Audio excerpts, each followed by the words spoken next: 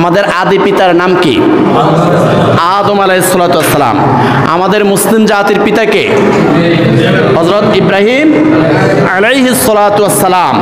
আমাদের যে রূহানি পিতা ওনার নাম কি? মুহাম্মদুর রাসূলুল্লাহ সাল্লাল্লাহু আলাইহি ওয়াসাল্লাম। কথা বুঝে আসছে? ওয়া আজওয়াজুহু উম্মাহাতুকুম, আল্লাহ পাক নিজেই বলতেছেন মুহাম্মদ সাল্লাল্লাহু আলাইহি ওয়াসাল্লামের স্ত্রীরা উম্মতের মা। সুবহানাল্লাহ বলেন। তাহলে স্ত্রীরা যদি মা হয়, মুহাম্মদ সাল্লাল্লাহু আলাইহি সাল্লাম আমাদের রূহানি পিতা। সুবহানাল্লাহ বলেন। বুঝে আসছে কথা? প্যারে হাজরিন, তো এখন আমাদের আদি পিতা আদম আলাইহিস সালাতু ওয়াস সালাম যেইভাবে ক্ষমা পেয়েছেন সেই ব্যাপারে আমরা কিছু আলোকপাত করি। আল্লাহ পাক রব্বুল আলামিন বলেন, কুলনা হাবিতু মিনহা জামিআ ফাইম্মা ইয়াতিয়ান্নাকুম মিন্নি হুদান ফামান তাবিআ হুদায়া ফালা খাউফুন আলাইহিম ওয়ালা হুম ইয়াহজানুন। সূরা বাকারা আয়াত 38। সূরা বাকারা আয়াত 38। আল্লাহ রাব্বুল আলামিন বলেন, কুলনা হাবিতু মিনহা জামিআ, ও আদম ও হাওয়া আলাইহিমাস সালাম, তোমরা এই জান্নাত থেকে বের হয়ে যাও। কুলনা হাবিতু ইহবিতু মিনহা জামিআ, এই জান্নাত থেকে বের হয়ে যাও। দুনিয়ার মধ্যে আল্লাহ পাক রব্বুল আলামিন পাঠিয়ে দিলেন। হযরত আদম ও হাওয়া আলাইহিমাস সালাম দুইজনকে দুনিয়ায় পাঠিয়ে দিলেন। ফাইম্মা ইয়াতিয়ান্নাকুম মিন্নি হুদান, এবার আদম ও হাওয়া আলাইহিমাস সালাম এই দুইজনকে আল্লাহ পাক রব্বুল আলামিন বলতেছেন, এই শোনো, ভালো করে শোনো, তোমাদের মধ্য থেকে lakh lakh crore crore million billion trillion অক্টালিয়ন সন্তান হবে। সুবহানাল্লাহ বলেন। অনেক সন্তান হবে। শোনো, ভালো করে শোনো। ফাইম্মা ইয়াতিয়ান্নাকুম মিন্নি হুদান, তোমাদেরকে যে এই জান্নাত থেকে তোমাদেরকে দুনিয়ায় পাঠিয়ে দিলাম। ফাইম্মা ইয়াতিয়ান্নাকুম মিন্নি হুদান, আমার পক্ষ থেকে হেদায়েত যাবে। তাওরাত, জাবুর, ইনজিল, কোরআন সহ 104 খানা কিতাব দুনিয়ার মধ্যে যাবে। 1,24,000 নবী এই পৃথিবীতে আসবে। ফাইম্মা ইয়াতিয়ান্নাকুম মিন্নি হুদান, এই হেদায়েত তোমার সন্তানদের কাছে যাবে। ফাইম্মা ইয়াতিয়ান্নাকুম মিন্নি হুদান, এই হেদায়েতের বাণী তাদের কাছে পৌঁছে যাবে। ফামান তাবিআ হুদায়া ফালা খাউফুন আলাইহিম ওয়ালা হুম ইয়াহজানুন। তবে শোনো, যারা এই হেদায়েত গ্রহণ করবে, যারা 1,24,000 নবীদের উপরে টর্চার করবে না। সুবহানাল্লাহ বলেন। ইয়া হাসরাতান আলাল ইবাদ মা ইয়াতিহিম মির রাসূলিন ইল্লা কানু বিহি ইস্তাহজিউন। আল্লাহ পাক বলতেছেন, হায় রে আমার বান্দারা, তোমাদের জন্য আফসোস, তোমরা একজন নবীকেও ছাড়ো নাই, প্রত্যেকটা নবীর উপরে তোমরা টর্চার করেছো। নাউজুবিল্লাহ বলেন। প্রত্যেকটা নবীকে কষ্ট দিয়েছো, প্রত্যেকটা নবীকে কাউকে ইট মেরেছো, কাউকে পাটকেল মেরেছো, কারো দাঁত ভেঙে দিয়েছো, কারো মাথা ভেঙে দিয়েছো, কাউকে করাত দিয়ে দ্বিখণ্ডিত করেছো, কাউকে জবাই করে ফেলেছো, অনেক নবীকে তোমরা শহীদ করে ফেলেছো। ইয়া হাসরাতান আলাল ইবাদ মা ইয়াতিহিম মির রাসূলিন ইল্লা কানু বিহি ইস্তাহজিউন।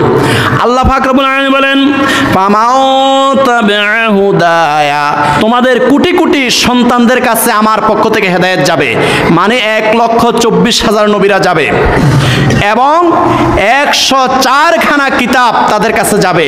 ফামান তাবিআ হুদায়া, যারা এই হেদায়েতটা গ্রহণ করবে, এই নবীদেরকে সাদরে গ্রহণ করবে, নবীদেরকে অনুসরণ করবে এবং 104 খানা কিতাব যখন যেই কিতাব গিয়েছে তখন ওই কিতাব অনুসারে যারা জীবন যাপন করবে, ফামান তাবিআ হুদায়া ফালা খাউফুন আলাইহিম ওয়ালা হুম ইয়াহজানুন, তাদের জন্য কোনো ভয় নাই, তাদের কোনো চিন্তা নাই। এই জান্নাতে যে জান্নাত থেকে তোমাদেরকে আমি এখন বের করে দিলাম, এই জান্নাতে তারা আবার আসতে পারবে। সুবহানাল্লাহ। কে বলছে? হ্যাঁ, আল্লাহ পাক আবার দাওয়াত দিয়ে দিচ্ছেন, পাঠানের সময় আবার দাওয়াতও দিয়ে দিচ্ছেন। দুনিয়াতে আদম ও হাওয়া আলাইহিমাস সালামকে পাঠানের সময় আবার দাওয়াত দিয়ে দিচ্ছেন যে এই জান্নাতে তোমরা আবার আসতে পারবে যদি তোমরা নবীদেরকে অনুসরণ করো, যদি তোমরা কিতাব অনুসরণ করো, আল্লাহর পক্ষ থেকে যে হেদায়েত যাবে সেই হেদায়েত যদি তোমরা অনুসরণ করো আবার এই জান্নাতে আসতে পারবে। আল্লাহ পাক রব্বুল আলামিন বলেন ফাতালাক্কা আদামু মির রাব্বিহি কালিমাতিন ফাতাবা আলাইহি ইন্নাহু হুয়াত তাওয়াবুর রহিম। সূরা বাকারা আয়াত 37। আল্লাহ রাব্বুল আলামিন বলেন ফাতালাক্কা আদামু মির রাব্বিহি কালিমাতিন, আল্লাহর পক্ষ থেকে হযরত আদম ও হাওয়া আলাইহিমাস সালাম একটা দোয়া শিখেছেন। সুবহানাল্লাহ বলেন। হ্যাঁ, একটা দোয়া শিখেছেন আল্লাহর পক্ষ থেকে। আল্লাহ পাক আদম ও হাওয়া আলাইহিমাস সালামকে একটা দোয়া শিখিয়ে দিয়েছেন। ফাতালাক্কা আদামু মির রাব্বিহি, আল্লাহর পক্ষ থেকে তারা দোয়া শিখেছেন। কালিমাতিন ফাতাবা আলাইহি ইন্নাহু হুয়াত তাওয়াবুর রহিম, ওই দোয়াটা করার সাথে সাথে আল্লাহ পাক ওনাদের তওবা কবুল করেছেন। সুবহানাল্লাহ। আল্লাহ পাক ওনাদের দোয়া কবুল করেছেন। ইন্নাহু হুয়াত তাওয়াবুর রহিম, কারণ হলো আল্লাহ পাক সবচেয়ে বড় তওবা কবুলকারী। সুবহানাল্লাহ বলেন। এখন দোয়াটা কি করেছে, এই দোয়াটাও আল্লাহ পাক বলে দিয়েছেন যে সূরা আরাফের 23 নম্বর আয়াত, ক্বালা রব্বানা যালামনা আনফুসানা ওয়া ইল্লাম তাগফির লানা ওয়া তারহামনা লানাকুনান্না মিনাল খাসিরিন। সূরা আরাফ আয়াত 23। আল্লাহ রাব্বুল আলামিন ওই দোয়াটাও উল্লেখ করে দিয়েছেন। কেন করছেন জানেন? আমাদের জন্য, আমরা যেন এইভাবে দোয়া করি। সুবহানাল্লাহ কোন না। ইউনূস আলাইহিস সালাম যেই দোয়া পড়ে বিপদ থেকে উদ্ধার পেয়েছেন সেই দোয়াটাও আল্লাহ পাক কোরআনে উল্লেখ করে দিয়েছেন আমাদের জন্য। আমরাও যেন বিপদে পড়লে এই দোয়াটা পড়ি। সুবহানাল্লাহ বলেন। আল্লাহ পাক রব্বুল আলামিন বলেন বলা হযরত আদম ও হাওয়া আলাইহিমাস সালাম এই দুইজন আল্লাহর কাছে দোয়া করলেন কিভাবে? রব্বানা, হে আমাদের রব, ও আমাদের মালিক, যালামনা আনফুসানা, আমরা আমাদের নফসের উপরে জুলুম করেছি, অন্যায় করেছি, পাপ করেছি, অপরাধ করেছি। এখন আদম ও হাওয়া এই দুইজনে বলতেছে আমরা অন্যায় করেছি, পাপ করেছি, জুলুম করেছি।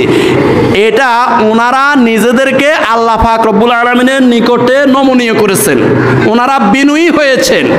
এখন আমরা উম্মতেরা কি আদম ও হাওয়াকে পাপী বলতে পারবো? এত আস্তে বললেন কেন? কি বলা যাবে?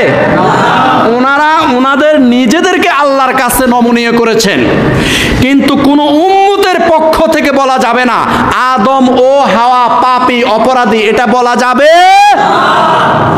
রব্বানা যালামনা আনফুসানা, আল্লাহ আমরা আমাদের নফসের উপর জুলুম করেছি, পাপ করেছি, অন্যায় করেছি।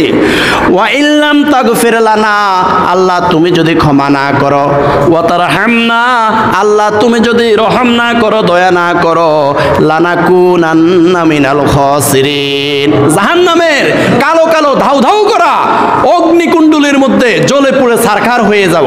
প্যারে হাজরিন, এই দোয়াটা করার সাথে সাথে আল্লাহ সুবহানাহু ওয়া তাআলা আদম ও হাওয়া এই দুইজনকে ক্ষমা করে দিয়েছেন। সুবহানাল্লাহ।